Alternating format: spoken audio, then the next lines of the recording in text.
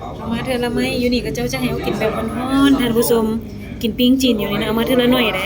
ปิ้งตัวนี้เราเอามากินก่อนหอมปากหอมคอแบบยั่วเฮาอะนะ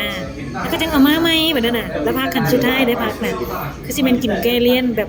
อยากให้กินพักน้ำหลังอะนะเอาบ่เว้าหลายอย่าห่างมาเนาะพี่น้องเรามากินน้ำกันเด้อจ้ามาได้สำเร็จก็กินสำหันก่อนเนาะมาอีกแล้วบัดนี้3ชั้นบัดนี้นะหุ้ยบักเพชรตัวนี้บ่มีบักเพชรเบิ่งเด้อสิลองกินเบิ่งเด้อ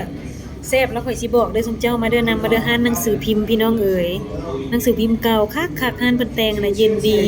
เปิดแอร์ยามบ่เปิดก็ได้อยู่มีฮอตดอกนำเนาะเลือกเอาได้เลยก็เจ้าจะเอามาทีละน้อยทีละน้อยให้เอากินเด้ปิ้งแล้วตัวใดก็เอามาทีละน้อยนี่มีป่าพร้อมท่านผู้ชมบีบบักนาวนี่หุ้ยใส่แล้วก็กินโอ้ยแซ่บเนาะปิ้งแบบจีนเนาะ